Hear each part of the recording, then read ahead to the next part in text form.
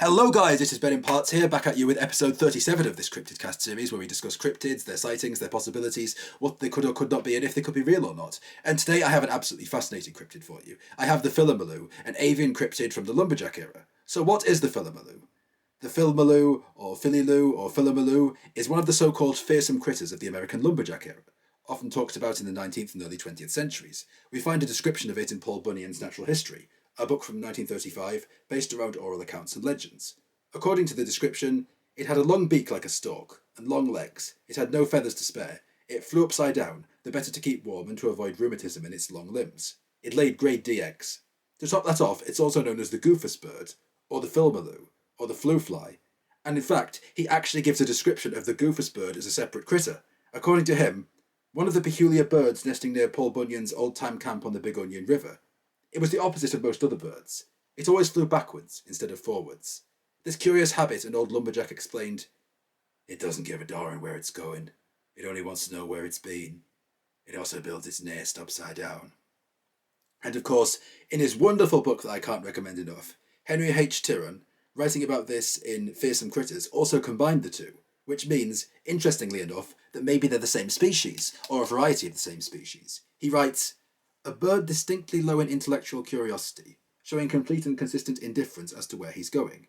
He prefers only to see where he's been, hence he always flies backwards. A rather odd species, frequently heard of, but seldom seen. Authentic reports are none too common. This is odd, for a turkey-like head and a long bottle-green neck, sparsely spangled with large silvery scales, a black right wing and a pink left one make a colour combination hard to miss. The nest is usually built upside down. The eggs, 7 to a clutch, are invariably grade D. The call resembles the clank of a Johnson bar being shoved into reverse. And once more, everyone is very unambiguous as to the grade D eggs, which is hilarious. Everyone says the eggs of the two species or subspecies are the same, which is the detail I love and actually makes it somewhat plausible. But what could this Philamaloo actually be? Well, some people think the story of this creature may be inspired from the observation of the woodstock, a bird that has been witnessed flying briefly in this manner. It has backward-turned legs, is just over 3 feet tall, moves shiftily through wetlands with its bill down, it looks very ungainly, it's much bigger than most birds. I can honestly see why it would be a candidate. Some people also think the name of the creature might have stemmed from lumberjacks mispronouncing the French word for faux follet, or will-o'-the-wisp, a spirit infamous from swamps, but I don't really see how these two might be connected. One is a mischievous spirit, the other is a bird. The only real link between them is swamps, but even that's tenuous. One is a genie, aka a djinn, aka a fairy, aka a spirit, and the other one is clearly a physical creature.